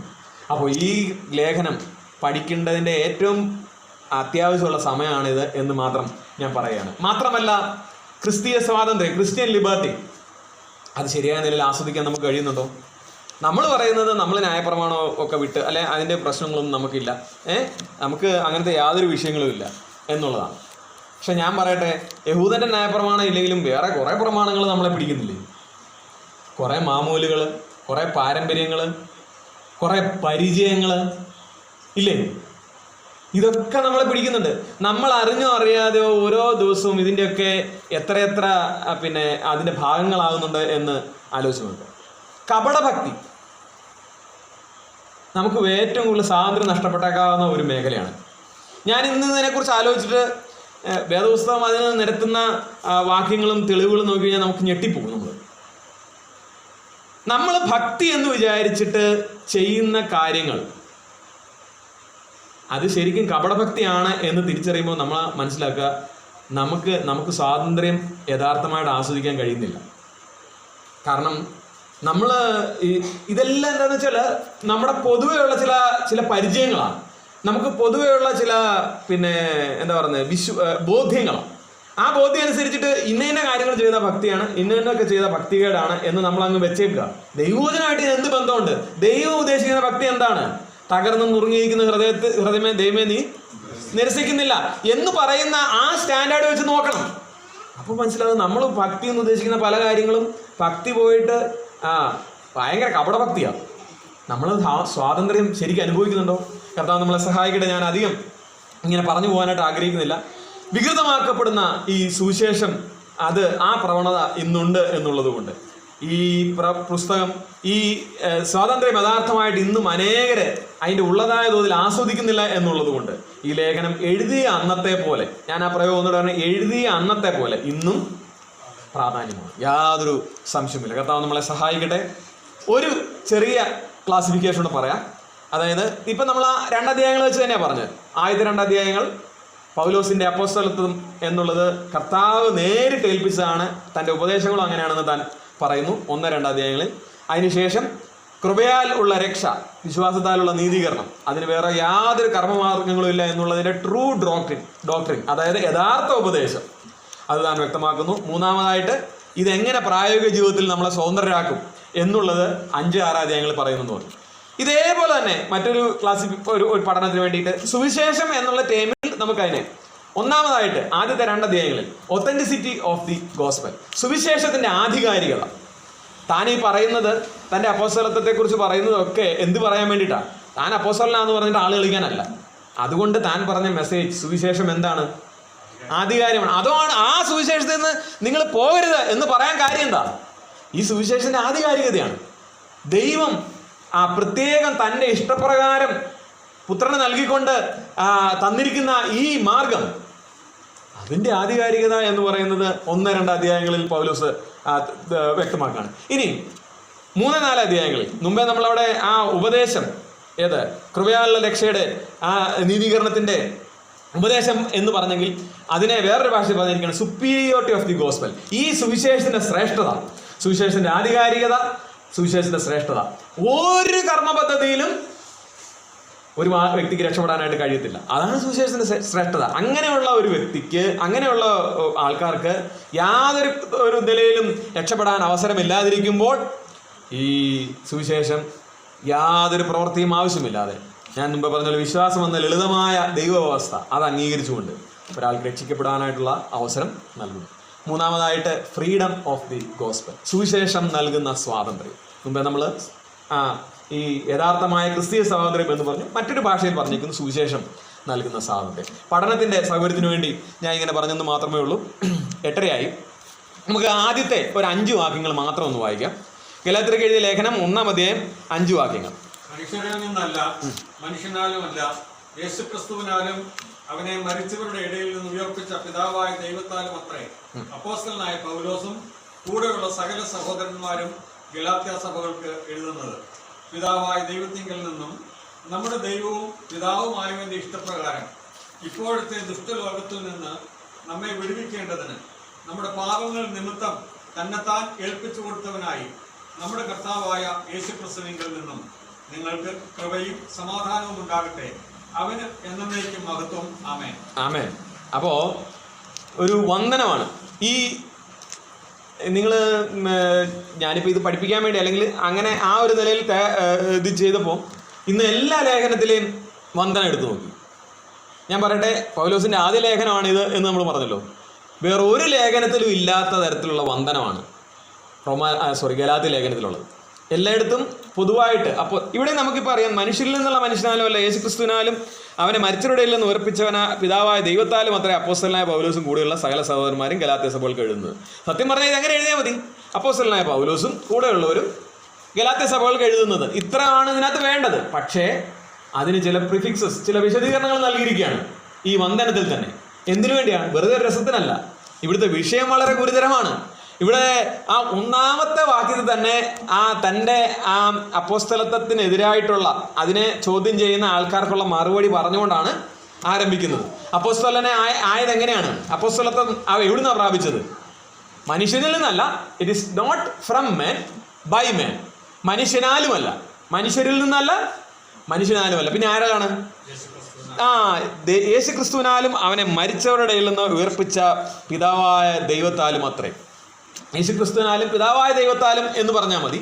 പക്ഷേ ഇവിടെ ഒരു പ്രയോഗം കൂടെ കൂട്ടിച്ചേർത്ത് വന്നിരിക്കുകയാണ്, അവനെ മരിച്ചവരുടെ ഇടയിൽ നിന്ന് ഉയർപ്പിച്ച പിതാവായ ദൈവത്താലും അത്രേ അപ്പോസ്തലനായ പൗലോസ്. പൗലോസ് പറയുകയാണ്, എൻ്റെ അപ്പോസ്തലത്വം എന്ന് പറയുന്നത് സ്വർഗത്തിൻ്റെ അധികാരമാണ്, സ്വർഗത്തിൻ്റെ തീരുമാനമാണ്. നമുക്കറിയാം, ഇന്ന് നമ്മൾ അനേക വാഴിക്കലുകളെ കുറിച്ച് കേട്ടിട്ടുണ്ട്. അപ്പോസ്തിൽ എന്ന വാക്കിൻ്റെ, അപ്പോസ്തലൻ എന്ന വാക്കിൻ്റെ അർത്ഥം തന്നെ അയക്കപ്പെട്ടവൻ. ആരാല്? ദൈവത്താൽ. ദൈവത്താൽ പ്രത്യേക നിയോഗം ഏറ്റെടുത്ത് ഏൽപ്പിച്ച് അയക്കപ്പെട്ടവൻ, ഒരു റെപ്രസെൻറ്റേറ്റീവ്. അങ്ങനെ ആ ഒരു നിലയിലുള്ള അർത്ഥമാണ് ഉള്ളത്. തനിക്ക് പകരം ക്രിസ്തുവിന് പകരം സ്ഥാനപതിയായി എന്ന് പൗലോസ് തന്നെ പറയുന്നുണ്ടല്ലോ. അപ്പൊ അതേ ആശയമാണ്, അയക്കപ്പെട്ട, പ്രത്യേക നിയോഗവുമായിട്ട് അയക്കപ്പെട്ട ആൾ. ഇങ്ങനെയുള്ള ഈ അപ്പോസ്തലത്വം അതിൻ്റെ ആധികാരികത പൗലോസ് പ്രഖ്യാപിക്കുകയാണ്. It was not from men by men. മനുഷ്യരിൽ നിന്നല്ല, മനുഷ്യനാലുമല്ല. ഈ അപ്പോസ്തലത്വത്തിൻ്റെ ഒറിജിൻ എവിടുന്നാണ്? സ്വർഗത്തിൽ നിന്ന്. മനസ്സിലായോ? ഇത് ഹെവൻലി ഒറിജിനാണ്, സ്വർഗത്തിൽ നിന്നുള്ള ഒറിജിനാണ്. പിതാവിനാലും അവൻ്റെ പുത്രനായ യേശുക്രിസ്തുവിനാൽ, from God the Father and the risen Lord Jesus Christ. ഈ കാര്യം ഉയർത്തെഴുന്നേറ്റ കർത്താവ് എന്നുള്ള പ്രയോഗം കൊണ്ട് താൻ ഒരു കാര്യം ഖണ്ഡിക്കുകയാണ്. മറ്റ് അപ്പോസ്തലന്മാർക്ക് എല്ലാം കർത്താവ് പ്രത്യക്ഷപ്പെട്ടത്, അല്ലെങ്കിൽ അത് കഴിഞ്ഞ് പ്രത്യക്ഷപ്പെട്ടു, എന്നാൽ അവരെ എല്ലാം തിരഞ്ഞെടുത്തത് എപ്പോഴായിരുന്നു? അവർ കർത്താവ് ഈ ഭൂമിയിൽ ഉള്ളപ്പോഴായിരുന്നു. അങ്ങനെയാണല്ലോ 12 ശിഷ്യന്മാരെ തിരഞ്ഞെടുക്കുന്നത്. എന്നാൽ ഇവിടെ പറയുകയാണ്, എന്നെ തിരഞ്ഞെടുത്തത് ഉയർത്തെഴുന്നേറ്റ കർത്താവാണ്, ഉയർത്തെഴുന്നേറ്റ ശേഷമാണ്. നേരിട്ട് he was called by the resurrected Christ. ഉയർത്തെഴുന്നേറ്റ പുനരുദ്ധാനം ചെയ്ത കർത്താവിനാൽ താൻ വിളിക്കപ്പെട്ടു. അപ്പോൾ അപ്പോസ്തലത്വത്തിൻ്റെ ശ്രേഷ്ഠത അതാണ്. പൗലോസിനെ ആ നിലയിൽ വിളിച്ച കർത്താവ് നമ്മളെയും വിളിച്ചിരിക്കുകയാണ്. യഥാർത്ഥമായ സ്വാതന്ത്ര്യം ജീവിതത്തിൽ അനുഭവിക്കുന്നതിന് വേണ്ടി, അതിൻ്റെ ശരിയായ ഗുണഭോക്താക്കളായി അത് ആസ്വദിക്കുന്നതിന് വേണ്ടി നമുക്ക് തൻ്റെ വചനം തന്നിരിക്കുന്നു. മാത്രമല്ല, അതിനെ മനസ്സിലാക്കുവാനായിട്ട് ദൈവത്തിൻ്റെ പരിശുദ്ധാത്മാവ്, ഈ ആദ്യത്തെ 10 വാക്യങ്ങൾ വായിച്ചാൽ നമ്മുടെ ഹൃദയം നന്ദി കൊണ്ട് നിറഞ്ഞിട്ട് നമ്മൾ കർത്താവിന് 1000 സ്തുതികൾ അർപ്പിക്കും. ആ നിലയിൽ ദൈവത്തിൻ്റെ വലിയ പ്രവൃത്തി നമുക്ക് കാണാനായിട്ട് സാധിക്കും. രക്ഷ എന്നുള്ളതിൽ മനുഷ്യൻ്റെ യാതൊരു പങ്കുമില്ല എന്നുള്ളത് ഫ്രം ദ ബിഗിനിങ് ഇറ്റ്സെൽഫ്, ഒന്നാമത്തെ വാചകത്തിൽ തന്നെ പൗലോസ് ഊന്നി പറയുന്നത് നമുക്ക് ശ്രദ്ധിക്കാനായിട്ട് സാധിക്കും. ഗലാത്യ ലേഖനം വരുന്ന ദിവസങ്ങളിൽ നമ്മൾ പഠിക്കുമ്പോൾ ഉണ്ടാകേണ്ട ഏറ്റവും പ്രധാനപ്പെട്ട വിഷയം, ഒന്ന്, ഈ വാസ്തവമായ രക്ഷ, അത് സ്വാതന്ത്ര്യത്തിലേക്കുള്ള ഒന്നാമത്തെ ചവിട്ടുപടി. ജീവിതത്തിൽ ഇതുവരെ ആർക്കെങ്കിലും അനുഭവിക്കാൻ കഴിഞ്ഞിട്ടില്ലെങ്കിൽ നമ്മൾ ആ രക്ഷ അനുഭവിക്കുവാനായിട്ട് അതിൻ്റെ ഗുണഭോക്താക്കളാകാനിടയായിത്തീരണം. മാത്രമല്ല, യേശുക്രിസ്തുവിലൂടെ പിതാവായ ദൈവം ഒരുക്കിയിരിക്കുന്ന രക്ഷ, അത് കേവലം നമ്മളെ രക്ഷിക്കുകയെന്ന് മാത്രമല്ല, ആ ആത്മീയ സ്വാതന്ത്ര്യത്തിൽ നീന്തിക്കളിക്കുവാനായിട്ട്, അത് ആസ്വദിച്ച് ജീവിക്കുവാനായിട്ട്. എന്ന് പറഞ്ഞാൽ അടിമനൂഹത്തിൽ പിന്നെയും കുടുങ്ങിപ്പോകാതെ, പിശാചിൻ്റെ അടിമനൂഹത്തിൽ എന്നല്ല, ലോകത്തിൻ്റെ എന്നുള്ള സമൂഹത്തിൻ്റെ കെട്ടുപാടുകൾ ഇതിലെല്ലാം വിട്ടിട്ട് യഥാർത്ഥമായ സ്വാതന്ത്ര്യം യേശുക്രിസ്തുവിൻ്റെ അടിമ എന്നുള്ള പേര് വഹിച്ചുകൊണ്ട് ആ സ്വാതന്ത്ര്യം അനുഭവിച്ച് ജീവിക്കുവാനായിട്ട് നമുക്ക് ഇടയായിത്തരണം. അതിന് ഈ ദിവസങ്ങളിലെ പഠനങ്ങളിടയായിട്ട് തുടർന്നും നമുക്ക് പ്രാർത്ഥനയോടെ ആയിരിക്കാം. കർത്താവിൻ്റെ വലിയ നാമം വാഴ്ത്തപ്പെടുമാറാകട്ടെ.